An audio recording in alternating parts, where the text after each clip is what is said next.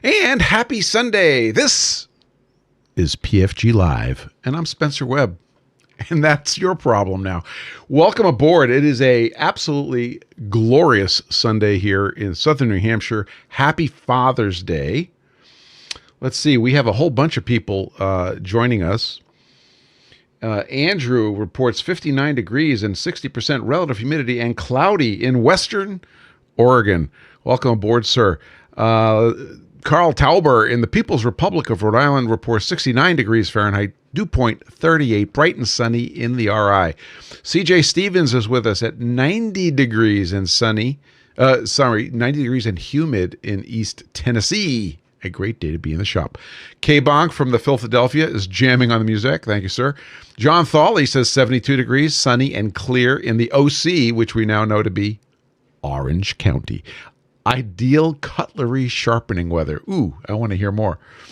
Let's see, who else is here? Over on the Discord, we have Proteum Machining reporting 99 and 9% in Tucson, Arizona, where we can perform filament testing. Tucker in the Buffalo, New York. Welcome aboard, sir. You didn't give me a weather report, Tuck. Get on that. Widget Works is here, 14 degrees science and cloudy, 48% relative humidity from Edmonton, Alberta, Snow, Mexico. Evils is here from Ghent, Belgium, 22 degrees science, 51% relative humidity, near standard, I will point out, from Ghent, Belgium. Let's see, who did I miss? Yeah, Carl. I don't know what to tell you. I think everybody's checked in here. No, we missed a few. Josh is reporting from Charlie X-Ray Mike Delta in Manitoba. Winds are 270 at 13, gusting 21, temperature 21, dew point 12. Remarks, peak wind was 260 at 22. Wow. And in his dry box, it's 18% relative humidity at 21 degrees science. Unix Carbide has joined us from Williamsburg, Brooklyn, 76 degrees Fahrenheit, 11% relative humidity in the filament chamber. Welcome, sir. Let's see, I think I caught everybody. No, Robert Simpson reports 81 degrees, sunny near Detroit, but not too near. Welcome aboard, sir. I think we got everybody there. All fixed, operator error. Very good, Carl. Remember, you're always alone in the kitchen. That's what Julia said. Well, hi. It is truly a gorgeous day in Windham, New Hampshire, where the temperature is 72 degrees, relative humidity 38%. It looks like we got a little bit of cloud right now. Manchester Airport reporting 170 at 5 knots, 10-mile visibility, broken at 20,000. Wow. Temperature 23, dew point 04, altimeter 3022, and the remarks are unimportant. Welcome aboard. Interesting week. Have some things to talk about. And I know you guys do also. Happy Father's Day. First, let's get this out of the way. If you are a father, happy Father's Day. If you have a father, happy Father's Day. And then I think that covers everything. I want to say a thank you, which I forgot to say last week. So I want to get that done right now. To GLG Knife Works. He sent me a couple of cool stickers. Is this Stitch?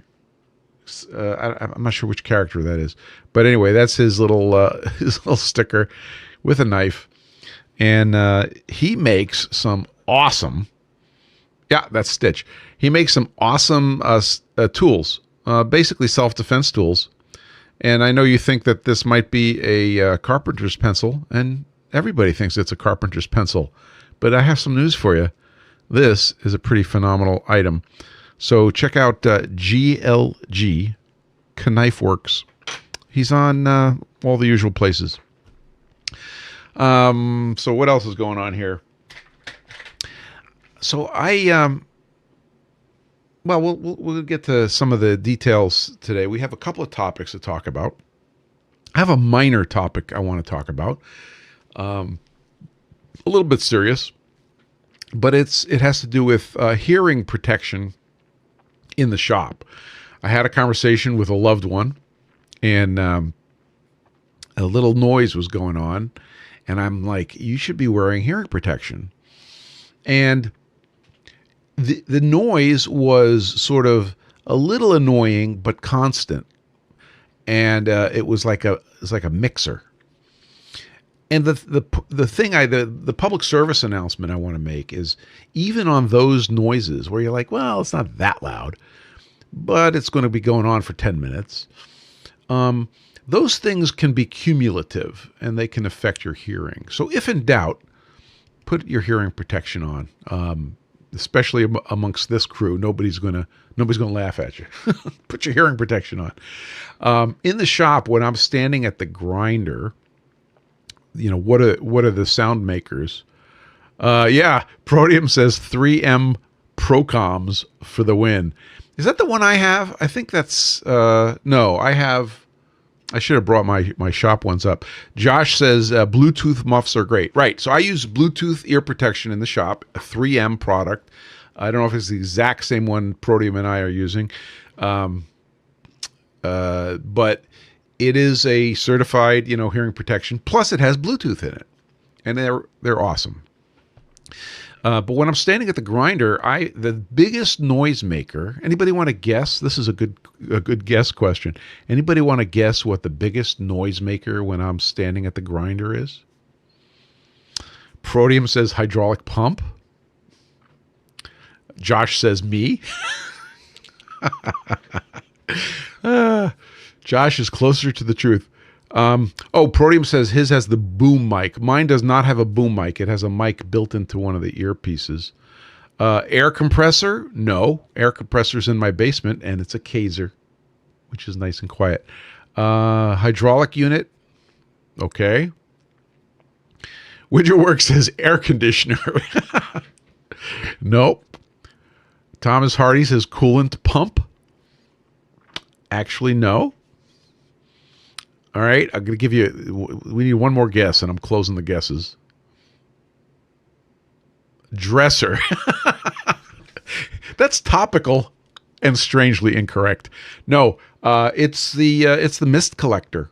So we have the Mist Fit by AeroX hanging up above the grinder, and it's sucking up all the grinding mist, and that's the biggest noisemaker.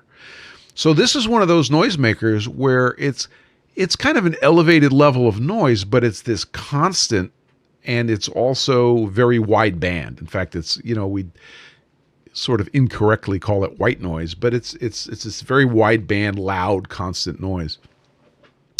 Robert Simpson offers us some examples of good earplugs. Yeah, there's a lot of good choices out there. I tried in the ear things from what's the orange one?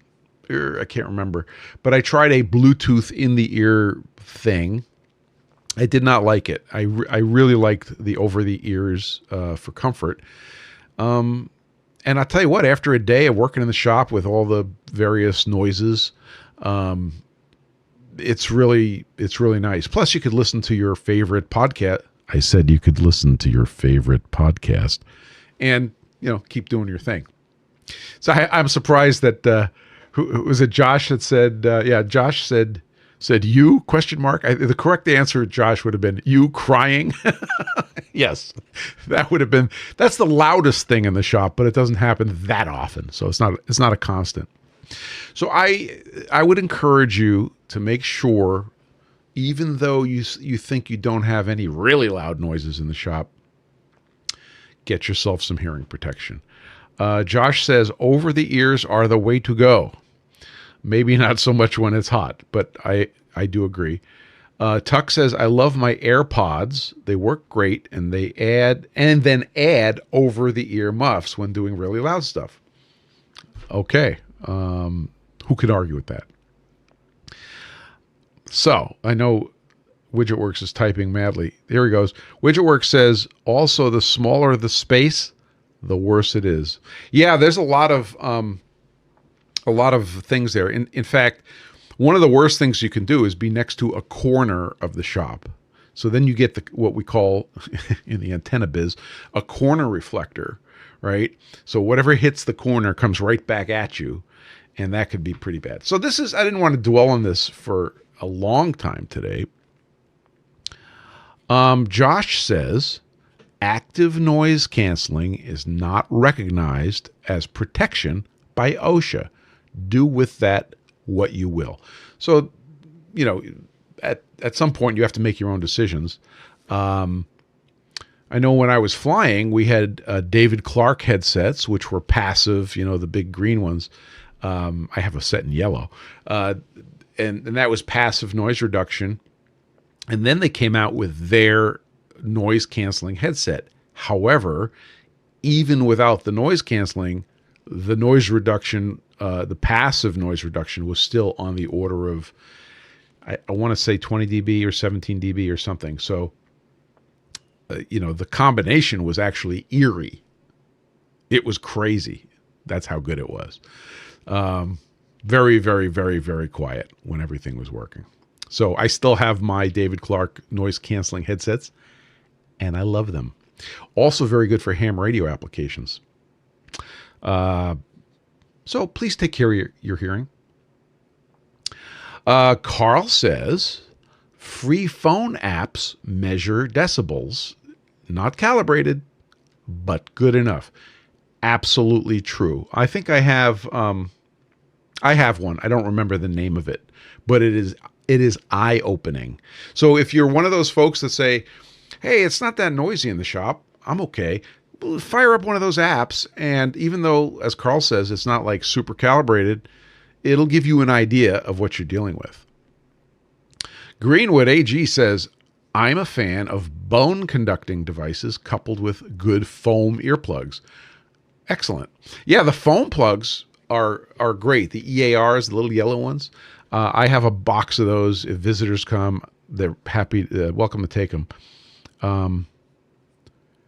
Right. So Unix Carbide says free phone apps are useful for just in the world measures, right? So you're walking down the street.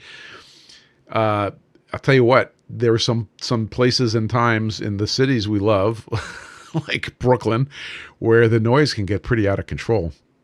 And I know I'm not telling you anything, Unix.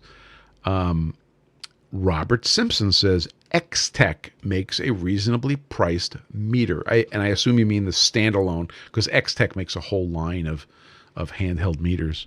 Oh, that's interesting. So WidgetWorks says, I had one of those apps that actually alarmed at set points. I have a funny thing to tell you about that. Unix says, my fine New York City subway is damagingly loud. So my Apple Watch, this is the Ultra, it often goes off and says you need hearing protection. And I think it's 90 dB SPL, which stands for decibels sound pressure level, that it goes off at. And when I'm at the grinder and I use air, by the way, always use air at the grinder. Always. When I use air at the grinder to blow off your PFG Stones, it always goes off. It says, you need hearing protection. I'm like, yeah, I have hearing protection, so I'm okay. But that's an important thing. So please take care of your ears. And remember, a not really too loud thing for a long period of time is as bad as a really loud thing for a short period of time within limits. The kids' cars playing out front can make my apartment go over 90 dB. Oh my gosh. That's true.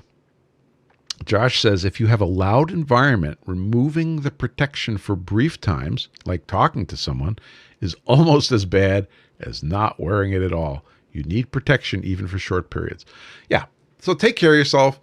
Anything that's rated, officially rated, for noise reduction, is excellent. Most of the hearing protection that's sold today has a noise reduction rating, NRR, and somewhere on it it's going to have some sort of nomenclature like OSHA or something, and you could trust those. Yeah. By the way, ironically, the headphones I'm wearing right now, which were introduced to me by their Sennheisers, was introduced to me by DBX for audio applications, are called open field headphones. They don't have any attenuation. I could rub my fingers together and I could hear them through these headphones. It was pretty cool. Hey, Malteser02, hi there. He says, a bit late to the show, 23 Science, cloudy and clearing in Nuremberg, Germany. Welcome aboard, sir. Let's see. So you're several hours forward of us here, so it's going to get on to dinner soon. Proteum said, you're touching a nerve, Proteum.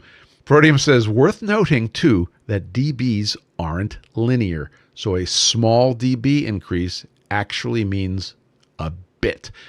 Okay, folks, you ready? I'm going to give you the dB lesson. This is no fooling around. This is how I teach it. So 3 dB, there's only about 4 or 5 numbers you need to memorize, and you'll know everything you need to know about dB. 3 dB is a doubling of power. Okay? Therefore, 3 plus 3, or 6 dB, would be a quadrupling of power. So remember, 3 dB is a doubling. 5 dB is multiplying by 7. Okay. 10 dB is multiplying by 10. That's really easy to remember. So if somebody says, oh, the noise level here is 10 dB higher, that means it's also 10x higher. So now that you know that, what's 20 dB? That's 100x. 30 dB, 1000x in power. Okay? That's all you need to remember. The one I didn't tell you is that 7 dB is 5x in power. I might have said that. So if you add in dB and you multiply in multiples, and that's all you need to know. So when you see a headset sitting on the shelf that's 17 dB noise reduction ratio, and then there's one sitting next to it that's 22 dB noise reduction ratio. Oh, Robin's here. Robin, look for PFG.Live stage.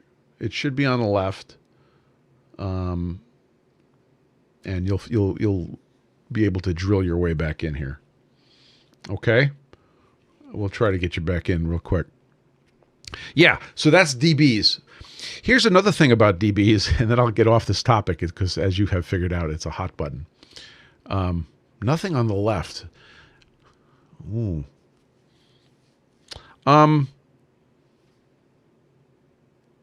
Robin, are you on your computer or your phone? That depends on who I'm going to get to help you. Yeah, he's not on the disc. Oh, you know what? Hang on. I know. I think I might know what the problem is. Hey, hey, Tuck, you want to go make sure that that he is invited? Go to the users list, and we'll try to get that fixed. Yeah, we kicked him, but we didn't kick. I don't think we banned him. He left. So, Robin, you stayed. Sorry about this, everyone. This is important. You were plugged in. You were logged in last time when you left, and your house was still transmitting. So I did a kick, but I didn't think it kicked you any kind of permanently. So one of the moderators can go in and fix that, like right now. Okay, that's what happened last week. Excellent. Tuck, I think Tuck's fixing things. So my hot button is that anytime anybody uses the term dB, it's a ratio. So you have to give a what's the ratio with respect to. Hey, there's Robin. So if the noise went up by 3 dB, it's okay to say that because that's a ratio from what the noise was to what the noise is. If it went up 3 dB, that's a ratio. And the ratio in this case would be 2 to 1. But if you walk up to somebody on the street and you say, what's the noise level? And they say 60 dB, that is an incorrect specification. And the joke that when I teach these courses, which I do to certain military personnel. And we teach this exact thing, okay? The phrase that keeps coming up is DB what? So in that case, you heard me say it before, DB SPL, because SPL, sound pressure level, is a standard, okay? And DB SPL is decibels with respect to sound pressure level.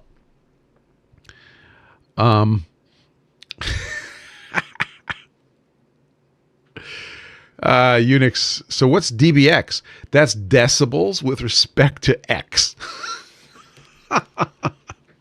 We're still wondering what X is, but at least it's there. Okay. Excellent. Welcome, Robin. Remember, Robin, you just bang on the back door. We'll get you in. This is not a problem. All right. Not bad for a rant, huh? So that was the rant on DB and hearing protection. And if you want to do something nice, encourage somebody else to wear their hearing protection in the shop. It does matter. Okay, so welcome, Robin. Welcome, Tim. This is folks in the Discord. We got Thomas Hardy, Robin, Tim, WidgetWorks, Lance K, Josh, Protean Machining, Carl Tauber, Paul Morley, Evils, Ruben, Unix Carbide, Tucker in the Buffalo, and Robert Simpson, all in Discord. Welcome aboard. And I recognize also that because it's Father's Day, we may have lost some people to Father's Day celebrations. It is totally fine. Your membership card will still work to get the finger sandwiches in the break room. Don't worry about it. Okay, so one of the things that hit me this week was I'm working on a project for a client, and we do a lot of, stuff that goes in the weather. Antennas, by definition, they frequently go up in the weather. And Carl says, "What are the units of noise power?" Let me do that before we jump into this next thing. So SPL's sound pressure level.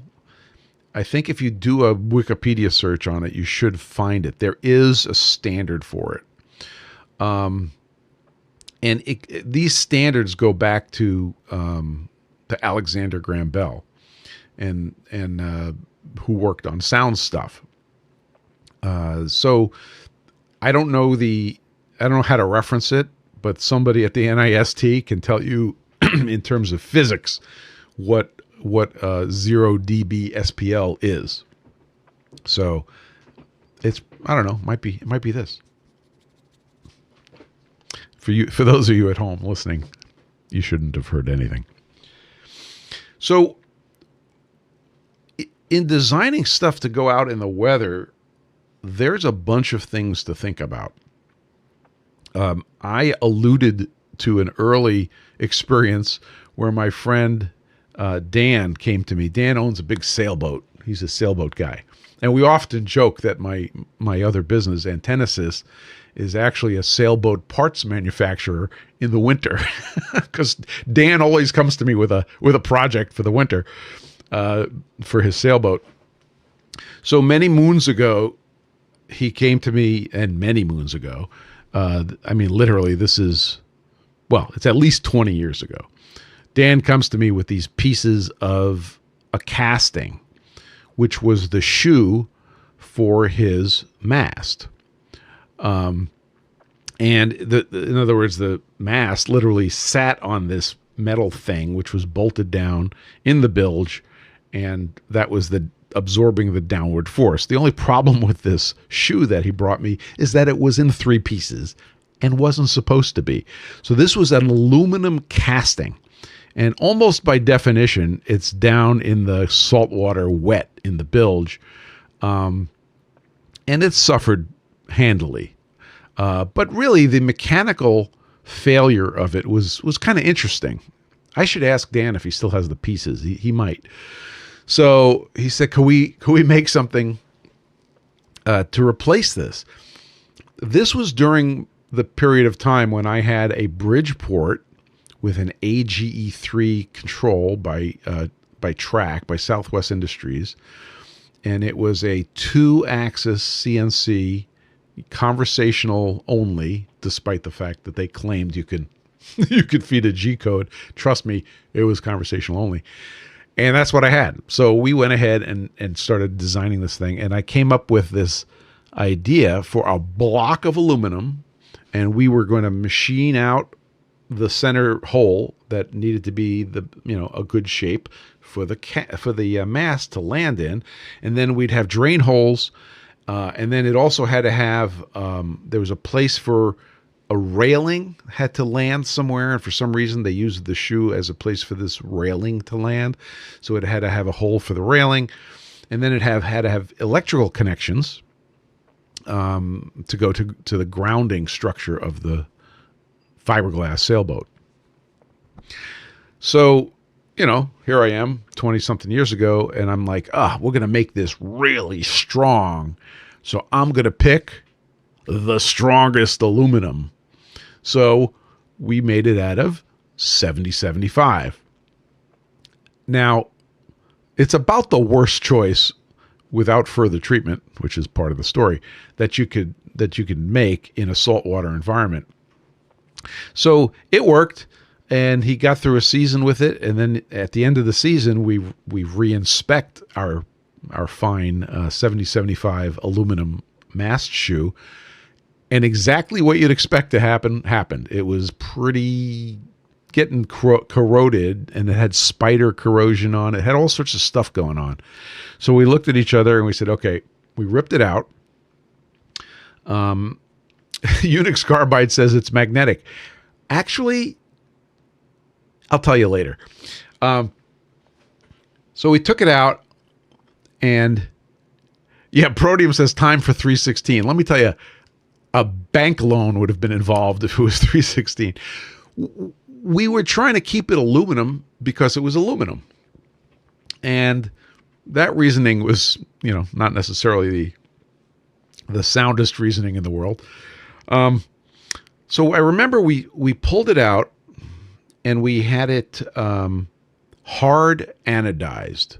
So 7075, one of the processes you can do to it to make it pretty robust is hard anodizing. So we hard anodized it. But also, before it went back, and by the way, it came out absolutely beautifully, okay? 7075 with a hard anodize on it is gorgeous. Just look at a well-executed lower unit for, Alfa Romeo 15, and they come out really nice. And by the way, it is a casting of 7075. We went through this before. However, Dan, being a belt and suspenders guy, took the hard anodized 7075 and then epoxy painted it with this white epoxy paint. And of course, because we had an electrical grounding place, we had to keep that clear and do the right thing with that.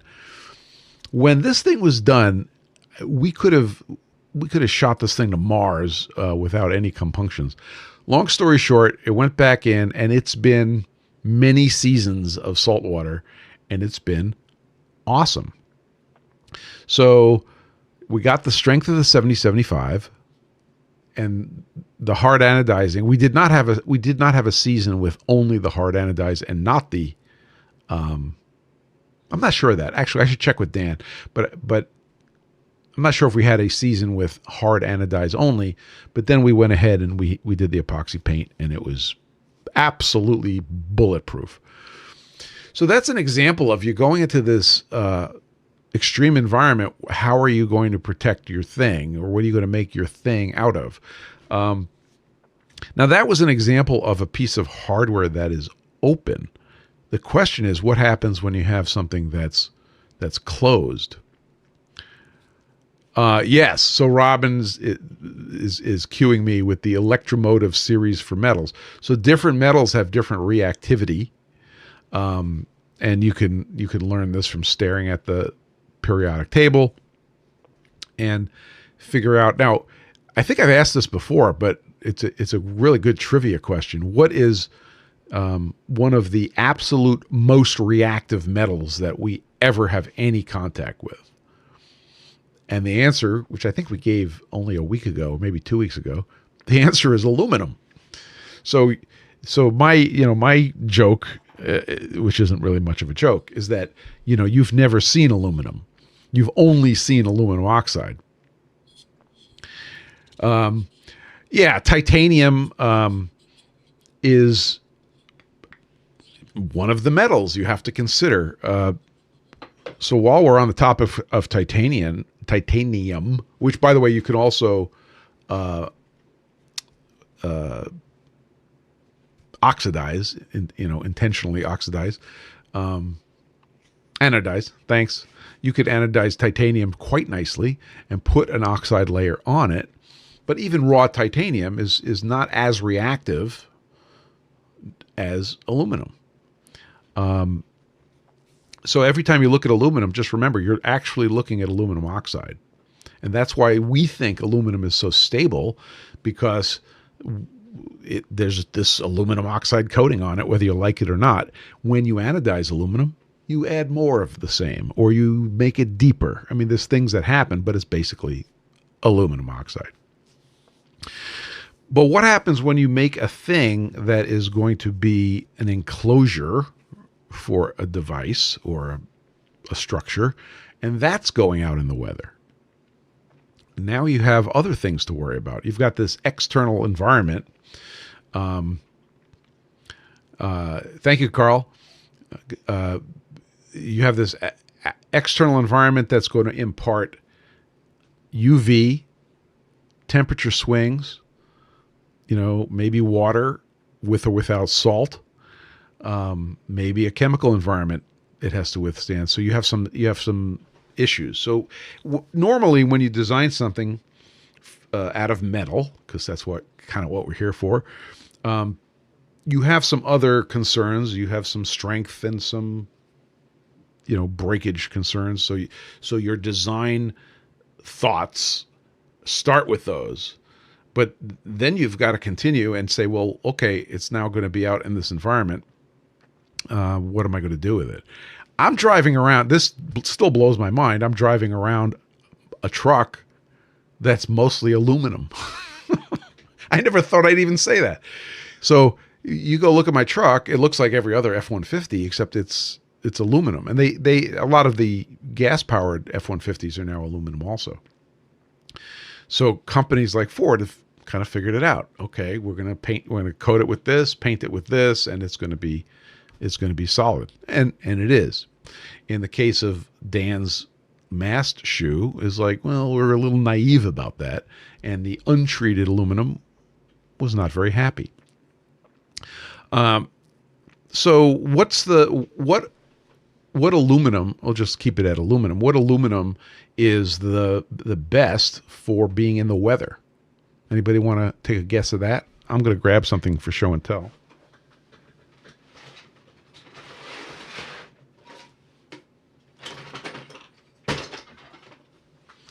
Let's see. No guesses yet. 5,200.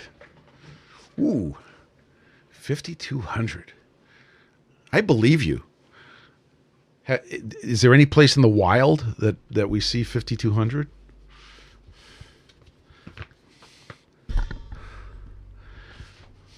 So from where I stand, 2024, it's a good guess. Oh, that was a guess. So this may or may not come as a shock to anybody, but for a corrosion standpoint, corrosion standpoint out in the weather, good old 6061 is pretty darn good. It's hard to beat for hanging out in the weather. And it's not terribly expensive. But the reason it's not terribly expensive is because it's used for everything, because it can go out in the weather. So 6061 is a really good choice. I have an antenna, which I want to show you, but I'm going to have to ask your forgiveness. I'm going to go run and get it. I forgot to grab it. I'll be right back. Please talk amongst yourselves.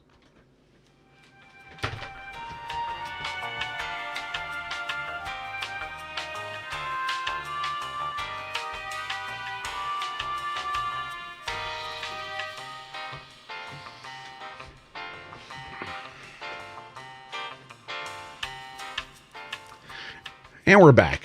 So sorry about that. So here's an antenna. Okay. Which way do we go? We should go this way. Here's an antenna. This is a really neato antenna. It's a wideband VHF, UHF antenna that covers 270 to 470 megahertz. It was designed for, it was triggered by a particular application that needed some wideband behavior. And it has a patent, and there's the patent number. But the important thing is it has four exterior pieces. One of them is the connector, which I don't have a lot of control over. The other one is the base. Now the base does a whole bunch of things. It holds the connector. It glues to the radome, which is made out of fiberglass. And Evils, you are so on it. And it provides the mechanical attachment point. Plus, it provides room for a couple of O-rings, which a shroud slides over. So this one piece down here does a lot of jobs. So it may not. And of course, it has threaded holes in it. So this was an example of. This was my design decision specifically because it had the threaded holes. I made this out of, drum roll please, we don't have a drum roll, 2024. So this is 2024 anodized, hard anodized. And finding out that 2024 was able to be hard anodized was pretty cool. So that was a very successful end of the antenna. Yeah, thank you, Evils. 5052 is, quote, marine grade. Yeah, so we're going to get to 5052 in a minute. I have a sample of that actually sitting on the bench. So there's the metal part. Now, ironically, at the top, there is an aluminum cap, okay, that sits in the weather. And I chose to go with the aluminum cap instead of a fiberglass cap. And again, design choice. And that cap is not the same metal as at the bottom of the antenna. Why? Because it's under no mechanical stress. It's not getting threads. That's 6061, and that's hard anodized. Now look at the color. Sorry about you podcast guys, but if you look at the color of the hard anodized 6061, and then we swap it for the color of the hard anodized 2024, they're quite different. The 6061 is nice and dark, and the 2024 is this goldish color. So there's two different alloys there, and it was cost effective to do that. No, actually, this is called natural. This is not dyed. I don't know what to tell you about that. So those are two different alloys of aluminum. Again, the designer said, I have certain things I wanted to do really well here, and I have certain things I don't care about. I could save some money here, but I still want them both hard anodized. So this goes up in the weather, on a tower or on a pole or whatever, and it stays there for a long time. On the bottom, where the cable comes up, there's a tube, a shroud that pushes on over the O-rings. Okay, and so you have this watertight connection, but it's just a rain shield. And what did we make that out of? We made that out of, I think it was 6061 tubing, just, nothing terribly expensive. Best Fleet says, I think the roughly pure aluminum 1000 series is the most corrosion resistant, hence Alclad, which is pure aluminum plated onto higher strength aluminum alloy. You, sir, are correct. And that high strength aluminum alloy in aircraft applications is frequently 2024. So exactly right, Alclad. And there's one parameter, however, which is undesirable with Alclad. Anybody want to guess that parameter? Anybody? What's undesirable about Alclad? Anybody? Design engineers? Cracking? No. Magnetism? Almost. Weldability? It is not weldable, but that's not what I was looking for. Impact rate? No. Actually, it's even simpler than that. It's cost. It's expensive. Alclad is expensive. So, they made it specifically for aircraft applications for the corrosion properties. But it's a really good example. I have not even been thinking about, composites like Alclad, but that's a good example. So we're not done with this antenna yet. So this thing, once I glue this guy in, and there's you can't see it, but there's an O-ring at the bottom of this connector. We have a sealed volume. And also when I designed this, the last thing you did before you glued everything up was you stuffed a piece of desiccant. The little desiccant packages went inside. The top element here is a tube, and there's actually a desiccant inside the tube, and that finished off the insides. So I chose to design this as a sealed volume. Now, the problem with a sealed volume is they're very easy to become non-sealed volumes. So you have to take that into account. So here's another example real quick. So this is a 5052 sheet metal. Okay, I'm going to do one thing here. I'm just going to cross. The company actually doesn't exist anymore, but there's no need to advertise them. There we go. Yes, even I work for companies that eventually don't exist anymore. So this is 5052, and this is a folded structure, welded seams, riv nuts, and a couple of holes for connectors. Those connectors have O-rings on the back. The front of the housing is plastic. This is an injection molded part. We've shown this part before as an example of relatively inexpensive injection molding in prototype quantities by Protomold, a company I really like. This gets epoxy around the periphery, and then this thing gets epoxied together, so that becomes a closed unit. So now you might be saying, did you just design a relatively high volume closed structure, which is supposed to be sealed, but we know that nothing stays sealed? No, I actually, on this one, I think I did a better job. So I'm going to just turn this around. There is a vent. Let's see if we can show you that. There is a vent on one of the surfaces. Now, this turns out that this gets mounted this way, just so you know. So in the real world, this is mounted sideways, and that vent is on the side. This is a semi-permeable vent, okay? And it has there's some marks on the chassis that shows you where to mount it. Of course, there's a hole under it. We incorrectly call this a Gore vent because of the company that invented it, which is Gore, the same people that make Gore-Tex. And they had a patent. I believe they had a patent on these vents for a while, and then the patent ran out. So there's other companies you can get these vents from. But this lets the box breathe without letting liquid water get in. And it works spectacularly well. And this is a pretty high volume. So yes, bellows pressure balance. So as the external pressure goes up and down, as this box gets heated up by the sun and cooled off at night, it wants to pump air in and out of this box. There's no way to get around it.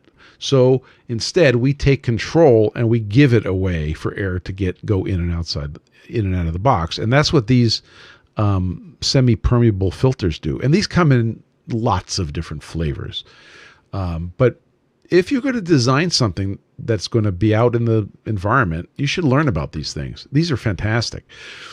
And this worked great. Now, one design point that I want to tell you, a little off topic, but these vents don't want to be on the bottom, because if you do have water collecting in there, you don't want the vent to, you don't want to be asking the vent to pass water, because it's not going to. So you put it up the side of the box, and then as the box breathes like a bellows, eventually the water vapor will leave, and the liquid water will not come back. Protium says, I remember having to modify a bunch of plastic housings for those at my first job. Yeah, they're slicker than anything. And you can also get these in a screw-in plastic device that has these in them. This one has the self-adhesive. So again, the metal was chosen specifically for, I think we clear anodized these. Don't quote me on that, but I believe these were clear anodized in the end. And they were undercover. So they were in a overall housing. So these were not exposed directly to the sun, directly to the environment. They had some sort of cover over them. I don't remember the details, but there's an example. So 5052 aluminum, but you have to go through these things to figure out what's important in the design. If we look inside, there's a shelf, and the shelf supports a PC board. The PC board is the bottom layer of this antenna. There's 3 layers. It's called a stacked patch antenna. But you'll notice in the corners, there's still airflow, right? So the 4 corners are open so that there's no division of volumes inside the box. So there's another example of, a choice of metal. 5052. The sheet metal guys love it. We treated it with anodizing and gave it venting. Now here's another example. This thing, this was a 2-part antenna, which of course I don't have the antenna to show you, that when the 2 parts are together, I think it was about, I want to say it was 6 feet tall. This is the center section. So the antenna actually came apart. I don't know if I could pull it apart. This was designed and machined by my friend John Moore. Not that Moore, but he was trained by them. And you can see on the top surface, there's a RF connector that connected the top section of the antenna to the bottom section of the antenna. And there was this, we built 2 prototypes. So this was literally P1, okay? And in those days, we had to design it, build it, ship it. And the customer knew they were prototypes. That was the contract. Get us 2 prototypes. So we shipped them. So I said to John, this is a funny story actually. He says, what do you want to do for a latch? I said, John, you're designing the latch. Have a nice day. So everything about this was his design, and it's quite gorgeous. If you look in the hole and I push the button, you'll see the pin retracting. Okay. And one thing about this design is it was not light. This thing was not light. But anybody want to guess? Oh, I'll tell you one other hint. This was in a marine environment. Thus, you see over here, there's 2, ooh, I got a little gouge on there. 2 O-rings, right? So what metal do you think we designed this out of and enjoyed every minute of it? Anybody? Anybody want to guess? Ding, ding. 2 correct answers. You're both correct. 316 stainless. So as soon as you say, marine environment, not painted, there's only one choice. And here it is, 316 stainless. So these gorgeous examples of, kind of over-engineering were designed for that antenna. And once they went together and they were on a vehicle, a marine vehicle, which I won't describe, it was pretty solid. And the top and bottom received a fiberglass radome, just like the other antenna. And these big holes were basically places for the adhesive to move around. How big is the Jedi that lightsaber belongs to? Dude, I want to tell you, you do not want to argue with the Jedi that's yielding this thing. You're not wrong. Okay, that's it. And of course, the 2 O-rings and the proper, they had a proper place to land, and it was, in the ocean or on the ocean. Beautiful. So there's another choice of metal. And what do you do to 316? Okay, so you machine your parts out of 316. What do you do to them before you send them off into the marine environment? Yeah, correct. 2 correct answers instantly. Nice job. You guys also will get free finger sandwiches in the after show. You passivate 316. So let's talk about passivation real quick. Stainless steel is made out of 3 principal components. You got iron, you've got chromium, and you've got nickel. And it's the ratios of the chromium and nickel that make your various stainless steel alloys. And for example, you've heard of 818 stainless. Well, that's 8% nickel chromium, 8% nickel, 18% chromium. Similarly, there's other ratios. When you machine your parts out of 316 and you look at the surface of your 316, what do you see? You see iron, you see chromium, and you see nickel. For your finished parts, what do you not want to see? You do not want to see iron. Correctamundo. Iron oxide is the correct answer, Evils.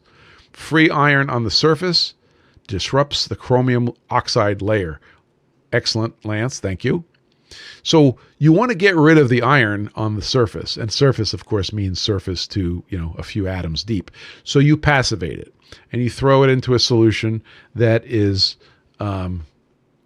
pretty hungry for your iron. And it will eat the iron away. And that can happen in a couple of ways. The most friendly way is citric acid at a high concentration. But the classic way is, yes, Unix carbide is correct. Hot tea will do it. Hot tea is used for passivating the inside of this stainless steel container. But nitric, yeah, there it is. Lance got it. Nitric acid is the classic way to do it. There are mill specs for those processes. You don't have to invent them. And I believe there's even one for the citric acid flavor of passivation. And then you got yourself a stable piece of stainless steel. And in fact, I was talking to my wife, and in the pharmaceutical industry, there is periodic maintenance where they passivate. Yeah, nitric acid, exactly. So, WidgetWorks says you can also passivate your 316 parts through the use of haters' tears. That is correct. So, and electron flow. I don't think you have to do anything. I don't think there's any electrical requirements in the passivation process. It is literally a dunk, heat it up, dunk it in, and go to lunch.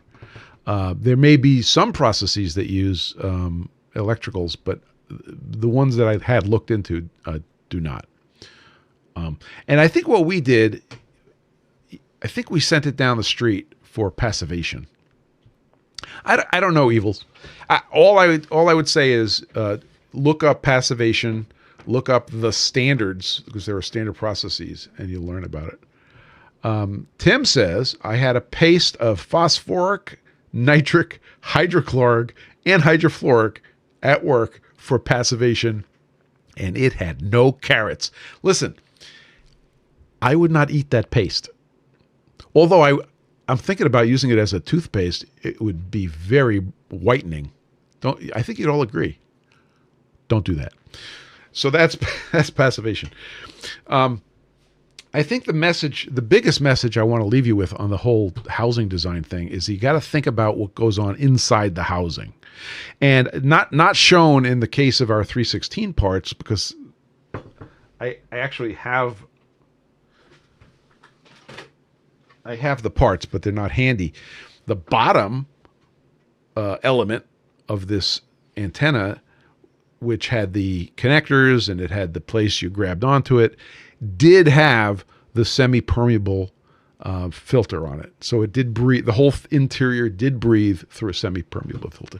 It was a pretty cool design, not for nothing. I wish I had one, but when the customer says, make 2, send us 2, and we will give you a pile of money, you do that.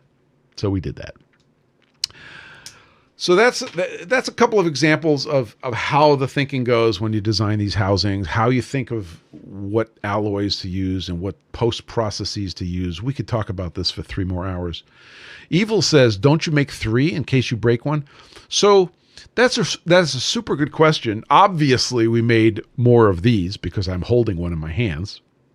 So we did make, I want to say we made 3 sets of the stainless steel hardware.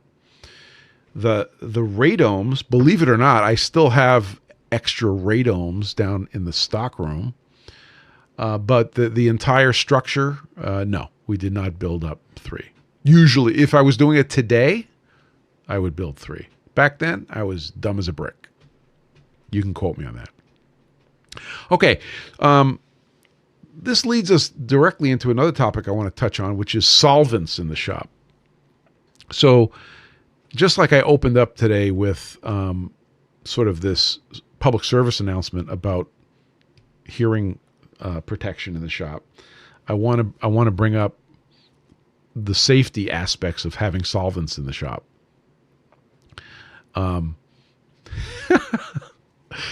And you should have a place to store whatever solvents you have in the shop safely. And usually it's a flammables cabinet. And Evil said something really funny in chat before the show. He said that, how did you put it, Evils? The most dangerous thing is a flammable cabinet. I don't remember how you said it. But we have in our shop, how flammable is that storage cabinet? Right.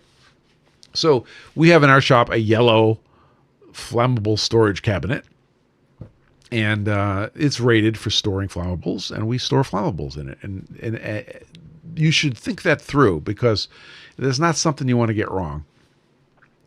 The solvents most used in our shop are denatured alcohol, which is used at the grinder quite a bit. It's used all over the shop. We use IPA, isopropyl alcohol, which, of course, most of us use.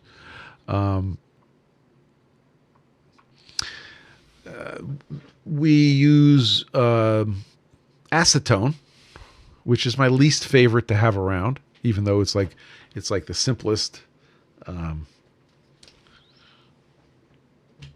It's like the simplest stuff.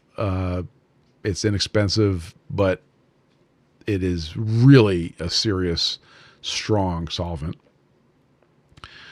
Unix Carbide says, real question, IPA and safety. Is there anything else to consider? IPA seems so safe. So if you go to the drugstore and you buy rubbing alcohol, read the label, but typically you're buying IPA 70%. And that is also used in hand cleaners. And it's because it's 70% alcohol and 30% water, it's not much of a flammability hazard. However, if you're using 99% isopropyl alcohol, which is what we use in resin printing, it is flammable. However, it's also, so you got flammability you got to consider. You also have to consider health issues. If I work with this stuff, yes. So, right. So the question, the Protium is bringing up what I was thinking. Absorption through the skin. How much of a problem is that? Of all the alcohols, right, and general solvents that we could easily buy, the least worrisome is isopropyl alcohol. And that's why we use it in the drugstore and for hand cleaners and stuff like that. I use denatured alcohol because it's cheap. Now, denatured alcohol you can go buy in the hardware store. And denatured alcohol is an unfortunate name because it does not exactly describe what you have. So denatured alcohol is generally ethanol, which is also from a pharmacological point of view, relatively, it's not going to destroy you by having it all over your hands. If you have it all over your stomach, that's another story. But it's ethanol with something in it to, quote, denature it. And it is frequently methanol. Now, WidgetWorks just said methanol is also scary for having it absorbed. Exactly. Now, I will point out that denatured alcohol in the United States and denatured alcohol in the EU are going to be different. So, and manufacturer to manufacturer, they're going to be different. The purpose of denatured alcohol is to make it non-drinkable by humans. So it's like we want to use ethanol as our solvent, okay? But you can't buy and sell ethanol as a solvent as is because the feds won't let us do that. So they add stuff to it. Now, Evil says methanol, MEK, IPA, and some Bitrex, which is a bittering agent. So the stuff that I buy in the hardware store is actually a fairly high percentage of methanol. And that's a poison. So, yeah, WidgetWorks says you just have to pay the tax on it. Well, it's no longer the cheapest stuff in the... You're right. Unix Carbide says he's going back to vodka for cleaning. He didn't say cleaning what. So, when I use denatured alcohol in the shop, it's relatively inexpensive. I can go down to the hardware store and get it. I put it in my Sure Shot, which I use all the time. You've probably seen me using it 100 times. But I try to keep it off my hands. So I will use my gloves. It won't attack the nitrile gloves, so that's compatible. And I will use that as a cleaner at the grinder in the shop. Also, when I make PFG Stones, available at pfgstones.com, they get rinsed in denatured alcohol as a final step, gets all the water off of it, which I'll explain in a second, and all the coolant from the grinding. And that's the last step. So in my case, the high volume, easy to use stuff is denatured alcohol. Mostly ethanol, a fraction methanol, and in my case, that's it. I read the ingredients. I researched it. It's sold as fuel for ovens, for camp ovens and stuff. That's how it's labeled. It's labeled as fuel. Another solvent in the shop that is used a lot is, anybody want to guess? Even higher volume than denatured alcohol. There's one other solvent in the shop that gets used. Josh says acetone. Nope. Whoop. Robert Simpson. You win the Cupid doll. Water. So water, it's a solvent, right? By definition. Water plus brake clean. No, not brake clean. We'll talk about that. So water and Dawn dishwashing soap is a solvent, and that is the highest volume stuff that we use in the shop. It is, yes, the universal solvent. So brake clean is, I know you call it the universal solvent, but in the brake clean used to be, I don't even remember what the solvent was that the original brake clean was, but it was pretty evil. Was it 112 trichloroethane or something? But people woke up one day and said, you know what? This stuff is horrible for you. So they reformulated it, and it's much more benign now. Yes, so there's chlorinated brake clean and there's unchlorinated. And I think the unchlorinated is the evil stuff. The chlorinated is the stuff I think you can buy in the hardware store. I may have this a little bit confused. Other way around? Okay. Here's the message. Read the labels. The original brake clean was not nice to have on your hands, and it did have an absorption hazard. I think I have some brake clean of the new, you can buy it in the hardware store variety, and I rarely touch it. Read the labels, but that's another example. Acetone, super simple. Acetone is in nail polish remover. Acetone removes all sorts of adhesives. It'll break down all sorts of oils. But acetone will, if you get acetone on your hands, you'll find out your hands are turning white.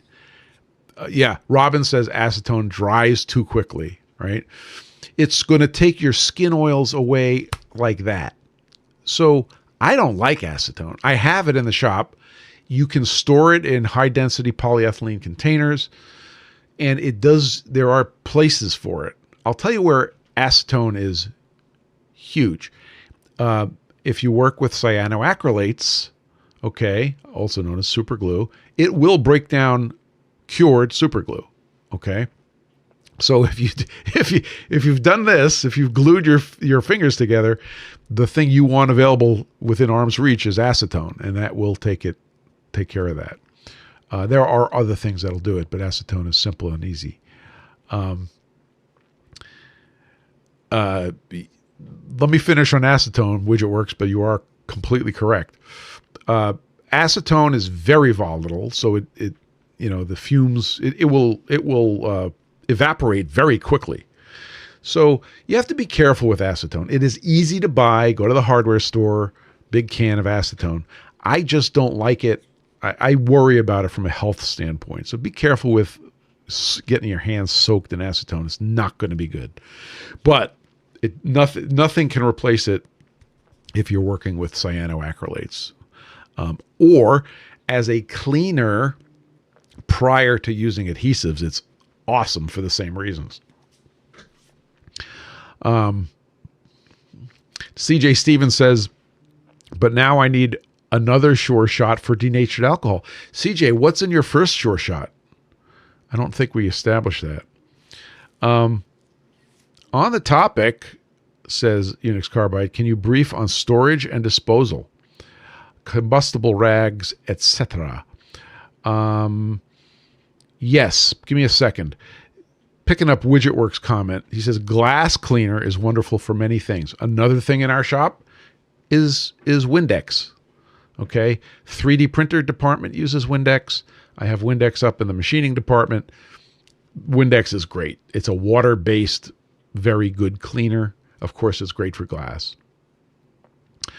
So CJ Stevens has acetone in a Sure Shot. Just be careful, dude. That's all I'm saying. Let's see. Charcoal lighter fluid. Right. So on my list here, I had naphtha. So I think naphtha is in the category of lighter fluids. And it's pretty good. When I was growing up, my dad, in our apartment in Brooklyn, my dad had a little yellow container of Ronson lighter fluid, and that was his shop solvent. And of course, his shop was his desk. That was the size of his shop, at which he built rifles. He did amazing things. But yeah, a little thing of Ronson lighter fluid was also quite useful. And Robin says it's good for a lapping medium adjustment. So if you're lapping and your lapping goop gets thick, you could add a little bit of charcoal lighter fluid, which is not the same as Ronson. Ronson is pure naphtha. Charcoal lighter fluid is another mix. But yeah, same deal. WidgetWorks says, and I have something to say about these. Xylene and toluene are also great, but horrible. So my experience with xylene, I think, was specifically in working with certain epoxies. So if your protocol calls for xylene, fine. But if it doesn't, stay away from it. Health issues, very strong solvent. And toluene, kind of in the same boat. Yeah, Unix Carbide remembers childhood barbecues started with horrible solvents. There we go. Robin says toluene is the correct solvent for goop. And I don't remember what goop is. He did a video on it. So do a search, homework tonight. Do a search on Robin's videos for toluene. Oh, shoe goo. Shoe goo? Is that the name of the stuff that is shoe glue? Okay, shoe goo is a brand. So even though you could buy the stuff in the hardware store, I would be careful about what you buy and how much you buy of it. Now, to answer Unix Carbide's question about disposal, this is a very good question. So for solvents, like real volatile solvents, I would get a big, these big plastic trays, these black plastic trays that are used for drip trays under engines, for catching oil drips and stuff. They're kind of shallow. I have one of those downstairs. And when I have something like that, I will throw it in the sunshine in the drip tray and let it dry out. It'll basically evaporate. And then once it's evaporated, throw your rags out. In the shop, I have metal trash containers. And, oh, there it is. Shoe goo, shoe repair, and protective coating. That looks a little scary. And it's got a skull and crossbones on it. How lovely. Metal trash containers in the shop. There's actually standards for this with the lid. And the rule in the shop is the lid is always on the metal container. So if you just took a paper towel and you used some, solvent of any kind, and it goes into that metal can, you put the lid on it. In the unlikely event that it triggers off and starts burning, it's inside of a metal can, and that's a good thing.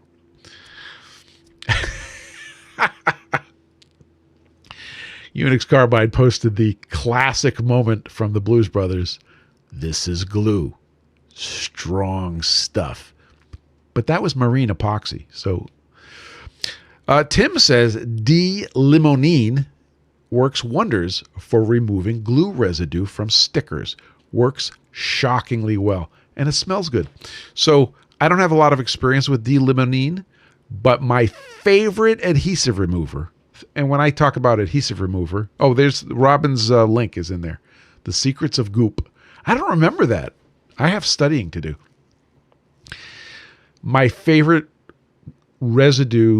adhesive residue remover, specifically for things like masking tape and duct tape and those sort of adhesives, I have a favorite, and it will not hurt plastics and it will not hurt your skin. Anybody want to guess?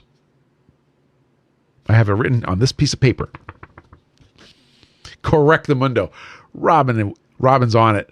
WD-40 is the best adhesive remover you will ever use. In fact, it's pretty much the best thing that it does is as an adhesive remover. A coolant for turning aluminum and an adhesive remover. WD-40. You must have that. I think we covered everything on my list, 100% of it. So, and more. So thank you, everybody, for sharing. Proteum Machining says, nonsense. WD-40 attracts dust like nothing else. So a third thing that WD-40 does is attract dust. It's terrible for everything else. Don't read the can because it has nothing to do with reality. But it really, if we had in the pistol range at MIT, we had a scoreboard made out of sheets of polycarbonate. And people would tape things up to it. And of course, it would leave tape residue on it. And I learned about WD-40 from my coach. And we'd use WD-40 and clean off the plastic. And it was like magic. It was like absolute magic. Okay. Last thing. Unix says, I had to use WD-40 to remove stickers from meat packing trays I recycle as shop parts trays. Excellent. Perfect use. Robin wants to speak. We have one more topic to cover. Don't let me forget. Robin, you are getting invited. I am ready to turn you on. Here. Not that way. Hang on. All right. Discord audio on. Discord video. Can you hear me? Yeah. Are you bringing video to the party or no? No. Just one note. I've mentioned it in videos before. Solvents in general, most of the time you're using a solvent to remove, sometimes you're just using it to mix in with things to thin them or whatever, but when you're using it to remove things, including WD-40, A thing to note is people put solvents on and they use a paper towel. And all that happens is the paper towel sucks up all the solvent and you have nothing. Hmm. So one of my techniques is to use gray Scotch-Brite or something of that nature that only can get so wet, it doesn't suck it all up, but allows you to massage the solvent around and not have it get all taken away by your paper towel. That's a great So idea. that's very helpful for getting stuff off. Thank That's you. it. That's an awesome idea. Thanks, Robin. I'll let you get back to the finger sandwiches. Thanks a lot. You got that, guys? Gray Scotch-Brite and WD-40. Somebody asked, what solvent do you use to remove WD-40 residue? I use isopropyl alcohol, and that's what I do in the shop if I have to follow up with that. Chop Smitty says furniture polish for cleaning the Lexan windows in the CNC machine. Excellent. Robert Simpson says gray Scotch-Brite plus DA, denatured alcohol, is a great metal prep for cold bluing. Ooh, thank you. And Evil says, I've got ethyl acetate as a DCM alternative for vapor polishing. Haven't tried it yet, though. Give us a report after you try that and get your blood tested. Okay. I got a really short topic. I want to do it real quick because I had a break. Sorry for going long. I apologize. I had a breakthrough this week. So Mr. John Saunders of Saunders Machine Works fame in Zanesville, Ohio, needed some help with some Johnny 5 parts, and I did some SLA printing on the Form 4 for John. And we did that in the gray version 5 resin, and it's absolutely gorgeous. This, however, is P2. I sent him P1 with a kind of a warning that said, look, this is P1. We could make them better. And John said, no, these are awesome. So he went ahead and used them. You'll see them on a video sometime soon. But this is P2. And in particular, if you look deep inside here, you see that little control arm that has a slot in it. Sorry, you podcast guys. When I first did it, it had a lot of support, which was automatically generated. This was also automatically generated, but too much support, not the right angle, and it came out kind of, in my opinion, junky looking. Right now, it came out spectacular, and there's some little holes on that surface. So this was an exercise in how to set up supports for an SLA print, which is not always obvious. Okay. So I want to give you my recipe that I tried that worked, that went from P1, which was just okay, to P2, which is absolutely spectacular. Okay. So here's the recipe. The recipe is, first, orient the part so it has the minimum Z-axis shadow on the build plate. So in the case of here's my Sharpie pen. So in the case of my Sharpie pen, laying down would be the maximum shadow on the build plate. Standing up would be the minimum shadow on the build plate. So that's the first step. Go for minimum shadow on the build plate. And one of the things that does is it's going to be the minimum number of supports. However, there's a negative side to that first rule, and that is now it's very tall, and it's going to take the longest. Okay? So that's the trade-off, is it's going to be longer than if you lay it down. So this little louver vent that I made for Johnny 5, okay, if I laid it down, that would have been a very short print. I could tell you that would have been a half-hour print, as opposed to standing up on edge, in which case it was close to an hour and 45 minutes, I think. However, it minimizes the number of supports. And if time is not the problem, that's what to do.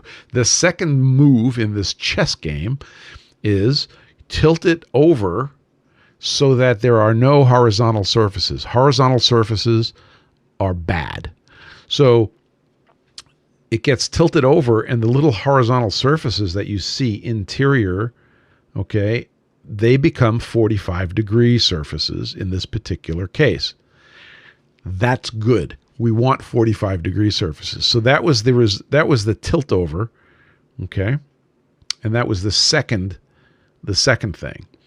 And then the third thing is to apply supports starting at the contact point and then building the way out and then lowering the density of supports as the part gets taller because it's getting more